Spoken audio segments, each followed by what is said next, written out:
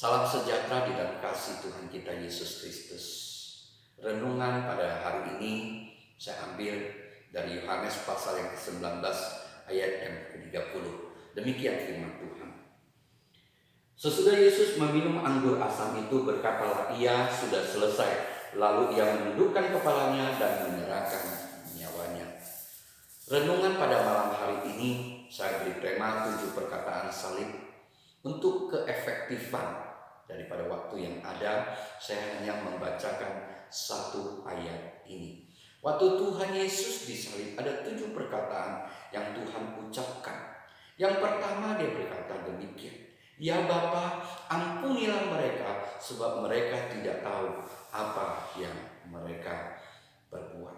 Satu perkataan yang begitu agung, satu perkataan yang begitu mulia yang diucapkan oleh Tuhan tatkala dia mengalami penderitaan yang begitu luar biasa. Satu ucapan yang tidak mungkin diucapkan oleh orang lain, apalagi Yudas Iskariot yang dikatakan oleh saudara kita yang sebelah. Kalaulah Yudas Iskariot yang mengatakan akan perkataan ini, pasti dia akan mengatakan tertukar, dan dia akan terus protes, bahkan mungkin marah-marah dan memaki-maki, karena dia tidak mungkin akan sanggup mengalami peristiwa seperti ini. Tapi kita melihat bahwa Tuhan kita Yesus, tatkala dia menderita sedemikian rupa, dia justru mengatakan satu perkataan yang begitu mulia, untuk Bapa mengampuni orang-orang yang telah membuat dia begitu menderita, yang telah menganiaya, yang telah menyiksa dia, yang telah mengolok-olok, menghina dan menghujat dia, bahkan menyalibkan dia. Sesuai dengan pengajaran Tuhan, dia mengatakan untuk kita mengasihi musuh kita dan berdoa bagi mereka. Inilah yang Tuhan praktekkan untuk kita teladani dalam hidup kita. Tapi kemudian dia mengatakan, "Ya Bapa, ampunilah mereka, sebab mereka tidak tahu apa yang mereka perbuat." Dia mengatakan sebab mereka tidak tahu apa yang mereka perbuat. Apakah benar orang-orang yang telah melakukan penyiksaan, penganiayaan kepada dia, yang telah mengolok-olok, menghina dan menyalibkan dia itu tidak tahu apa yang mereka perbuat? Tentu mereka tahu. Pontius Pilatus tahu apa yang dia perbuat. Dia dapatkan bahwa Tuhan kita tidak mempunyai kesalahan untuk dia disalibkan. Tapi oleh tekanan orang banyak, akhirnya dia menyalibkan Tuhan. Walaupun dia mencuci tangannya, tetap saja dia bertanggung jawab terhadap apa yang dia perbuat. Oleh keputusannya lah Tuhan kita Yesus disalibkan. Demikian juga pemimpin-pemimpin Yahudi. Apakah mereka tidak tahu apa yang mereka perbuat? Mereka tahu. Mereka iri dan dengki kepada Tuhan karena Tuhan semakin populer, semakin berwibawa, dan semakin dipercaya oleh umat Tuhan. Mereka menjadi iri dan dengki. Apalagi kemudian bagaimana Tuhan seringkali menegur mereka dengan keras akan dosa dan kejahatan mereka. Dan satu perkataan Tuhan yang begitu keras kepada mereka adalah mengatakan demikian, bahwa mereka itu seperti kuburan yang telah dilabur putih, tetapi di dalamnya penuh dengan tulang belulang. Dengan kata lain, di luar mereka kelihatan begitu suci dan bersih, tetapi di dalamnya penuh dengan kejahatan dan dosa. Dan kemudian bagaimana Tuhan membersihkan bait Allah. Dan Tuhan mengatakan, "Rumah Bapakku telah engkau jadikan menjadi sarang penyamun." Karena mereka dengan melalui bait Allah, mereka telah merampok dan merampasi umat Tuhan melalui korban-korban persembahan yang mereka beli di bait Allah. Mereka tahu apa yang mereka perbuat. Mereka tahu jelas. Dan demikian juga dengan orang banyak yang mula-mula bersorak, "Hosana, Hosana bagi sang raja," tapi kemudian berteriak, "Salibkan, salibkan dia." Mereka mula-mula ingin mengangkat Tuhan menjadi raja, tetapi Tuhan menolak, Tuhan menghindar daripada mereka. Bahkan kemudian bagaimana mereka melihat bagaimana Tuhan mengalami penyiksaan dan Tuhan tidak dapat membela dirinya. Mereka melihat Menyelamatkan diri, menolong dirinya sendiri pun tidak bisa. Bagaimana dia dapat menyelamatkan bangsa Israel dari penjajahan dan mendirikan satu kerajaan yang jaya? Kekecewaan itu menimbulkan kemarahan, dan di dalam kemarahan itulah mereka berteriak, salibkan dia, salibkan demi dia. Demikian juga prajurit, bahkan penjahat yang di sebelah Tuhan, yang mengolok-olok dan menghina, bahkan menghujat. Mereka tahu apa yang mereka perbuat. Mereka hanya sekedar melampiaskan ego mereka untuk memuaskan ego mereka. Jadi mereka semua tahu apa yang mereka perbuat. Mengapa Tuhan sampai mengatakan mereka tidak tahu apa yang mereka perbuat? Ada dua hal yang mereka tidak tahu apa yang mereka perbuat. Yang pertama adalah mereka tidak tahu mereka sedang menyalibkan Tuhan Yesus Kristus. Dia adalah Mesias yang sebenarnya. Dan yang kedua adalah mereka tidak menyadari dosa mereka yang begitu besar yang telah menyalibkan Tuhan. Memang Tuhan datang ke dalam dunia menyerahkan, menyiapkan dirinya untuk disalibkan. Tetapi firman Tuhan katakan, celakalah orang yang oleh karena dia Tuhan kita disalib. Itulah yang dimaksud oleh Tuhan, dan Tuhan meminta kepada Bapaknya untuk mengampuni mereka. Dengan tulus dia berdoa untuk mereka. Dan perkataannya yang kedua adalah, pada hari ini juga engkau akan bersama dengan aku di Firdaus. Kepada siapakah dia mengatakan itu? Kepada penjahat yang di sebelahnya. Kedua penjahat itu tadinya sama-sama mengolok-olok dia dan mengejek serta menghujat dia. Tetapi yang satu kemudian bertobat. Tak kala dia mendengar perkataan Tuhan yang begitu agung. Ya Bapa, ampunilah mereka sebab mereka tidak tahu apa yang mereka perbuat. Terjadi pertobatan dalam hati. Sehingga tak kala temannya menghujat Tuhan, menyuruh Tuhan melepaskan dia dan melepaskan dirinya. Dengan nada mengejek, kemudian yang bertobat itu mengatakan, tidakkah engkau takut akan Allah? Bahwa kita menghadapi ini, kita mengalami ini karena kesalahan kita, tetapi dia tidak bersalah. Ada pertobatan di dalam hati. Tetapi tidak hanya berhenti pada pertobatan, tetapi perkataan selanjutnya adalah menyatakan bahwa dia percaya Yesus Kristus adalah Mesias yang dinantikan, Sang Juru Selamat itu. Tak kala dia mengatakan, ya Yesus, ingatlah aku tak kala engkau datang sebagai Raja. Dia percaya bahwa Yesus Kristus adalah Mesias, karena dia orang Yahudi, dia banyak mempelajari itu di waktu dia kecil. Ada percayanya kepada Tuhan. Walaupun di dalam percayanya itu ada pengetahuan yang kurang. Dia mengatakan, ingatlah aku tak kala engkau datang sebagai Raja. Kapan Tuhan Yesus datang sebagai Raja? Yaitu tak kala dia datang kedua kali. Tapi Tuhan mengatakan, pada hari ini, sesungguhnya pada hari ini engkau akan bersama-sama dengan aku di Firdaus. Tidak mesti, tidak perlu nunggu sampai kedatangan kedua kali. Tetapi pada hari ini engkau akan bersama dengan aku di Firdaus. Engkau akan bersama aku di surga. Itulah yang dikatakan Tuhan kepada penjahat itu. Apa yang diperbuat oleh penjahat itu? Tidak banyak perbuatan baik dalam hidupnya. Bahkan mungkin dalam hidupnya hanya sedikit kali mungkin. Karena kita melihat dia telah disalibkan oleh karena kejahatan dan dosanya yang begitu banyak. Tapi kita melihat Tuhan Yesus mengatakan, pada hari ini juga engkau akan bersama dengan aku di Firdaus. Kenapa? Karena pada hari itu juga penjahat itu mati. Tapi lebih daripada itu, Tuhan Yesus juga mati pada hari ini. Pada saat Tuhan Yesus mati, Tuhan Yesus telah menghapus dosa penjahat itu sebesar apapun jahat dan dosa yang diperbuat. Karena Tuhan telah mati bagi dia. Kasih karunia Tuhan limpah dalam hidupnya untuk dia boleh memperoleh keselamatan kekal dan bersama dengan Kristus di Firdaus, di surga. Dan perkataan Tuhan yang ketiga, dia mengatakan, ibu ini anakmu, anak ini ibumu. Dia tujukan kepada Maria ibunya dan dia tujukan kepada Yohanes muridnya. Kita melihat Tuhan Yesus sedang melakukan perkara yang besar untuk karya keselamatan umat manusia. Tetapi ada satu pelajaran yang diberikan kepada kita untuk menjadi teladan. Walaupun dia sedang melakukan pekerjaan yang begitu luar biasa, pekerjaan untuk keselamatan manusia, dia tetap tidak melupakan orang tuanya. Dia tidak melupakan keluarganya. Untuk dia percayakan kepada murid yang dikasihinya. Satu murid yang dekat dengan dia. Satu murid yang banyak belajar dengan dia. Supaya ibunya boleh mendapat anak yang dapat memelihara dia dengan baik, terutama iman kerohaniannya. Demikian juga pelajaran bagi kita.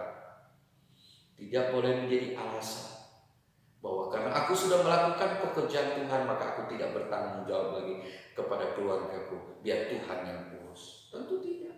Tuhan ingin kita juga punya andil untuk melayani keluarga kita. Karena keluarga kita adalah juga bahagian dari pelayanan kita kepada Tuhan untuk kita berikan yang terbaik. Dan kemudian selanjutnya Tuhan berkatakan untuk perkataan yang keempat. Perkataan yang keempat adalah Eloi, Eloi, lama sabachthani. Eli, Eli, lama sabachthani. Allahku, Allahku, mengapa engkau meninggalkan aku? Pukul 9 Tuhan sudah disalibkan. Dan 3 perkataan itulah yang diucapkan Tuhan pada jam 9 pagi pada saat dia naik ke atas kayu salib. Tapi setelah itu, setelah jam 12 siang, terjadi kegelapan yang luar biasa. Dan perkataan yang keempat sampai yang ketujuh diucapkan Tuhan menjelang kematiannya sampai dia mati di pukul 3 sore. Di pukul 12 sampai pukul 3 terjadi kegelapan yang luar biasa. Kenapa terjadi kegelapan? Apakah ini gerhana? Itu tidak mungkin gerhana. Karena kalau gerhana itu tidak mungkin sepanjang itu sampai 3 jam. Dan kalau kita tahu lagi bahwa pada saat Tuhan Yesus disalib itu pada hari Paskahnya orang Yahudi, tepat pada tanggal 14 Nisan.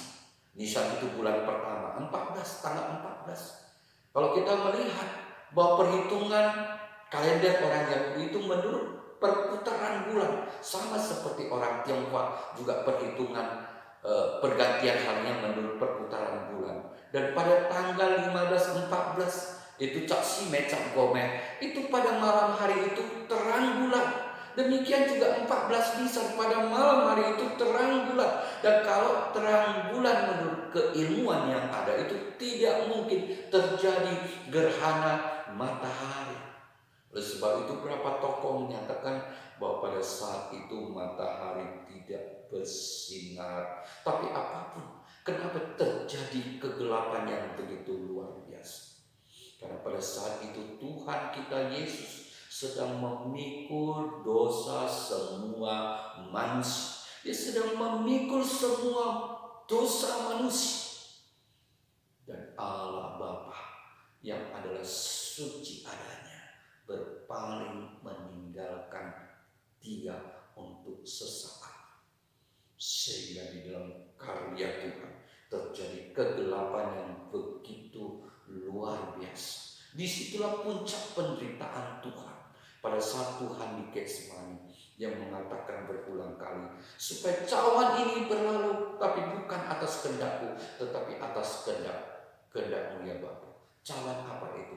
Yaitu cawan murka Allah yang harus dia minum. Dan saat itulah dia sedang meminum cawan murka Allah yang harus ditimpakan kepada kita. Yaitu murka Allah oleh karena dosa kita.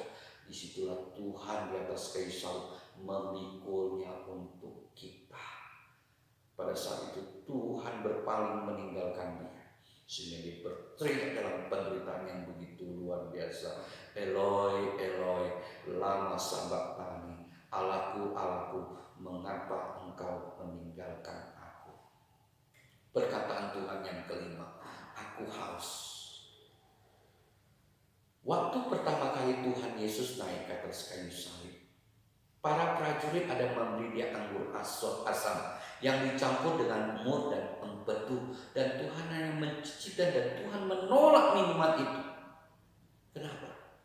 minuman itu adalah minuman yang dicampur sedemikian rupa antara anggur asam, empedu, dan mur, sehingga menjadi seperti sejenis obat bius yang untuk mengurangi penderitaan orang-orang yang naik ke atas kayu salib. Sedikit belas kasihan pemerintah Romawi kepada orang yang naik ke atas kayu salib. Dan Tuhan menolak itu. Kenapa Tuhan menolak? Apakah Tuhan begitu menikmati penderitaan itu seperti orang yang mengalami sakit jiwa yang sedemikian rupa? Tentu bukan begitu. Tetapi Tuhan mau melewati kesakitan dan penderitaannya secara penuh untuk kita.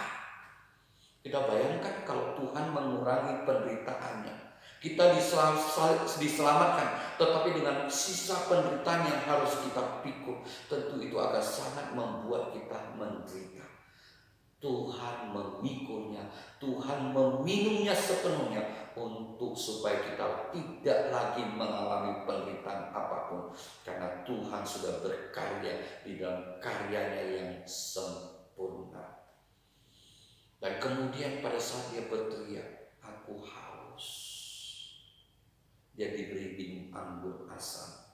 Satu anggur asam yang tidak dicampur dengan yang lain. Anggur asam dalam bahasa yang lebih baik lagi menyatakan bahwa ini anggur murahan, bahkan anggur yang expired, kadaluarsa. Satu minuman yang jarang orang mau minum. Satu minuman mungkin diminum oleh orang di dalam keadaan yang benar-benar tidak ada minuman. Satu minuman yang sangat murah. Tapi kita melihat waktu Tuhan diberikan minuman ini, dia meminumnya juga walaupun sebentar lagi dia mau mati. Dia mati sebentar lagi. Ini satu teladan bagi kita. Seringkali kita menganggap kasih adalah kalau kita memberi. Tapi Tuhan mengajarkan kadangkala kasih itu adalah tak kala kita menerima. Satu pemberian orang yang begitu tidak berharga, dia terima karena dia tahu orang itu memberinya dengan hati yang belas kasihan. Tuhan dengan rendah hati menerimanya. Ini adalah bagian kasih daripada Tuhan kepada orang itu. Dan perkataan Tuhan yang benar adalah sudah selesai.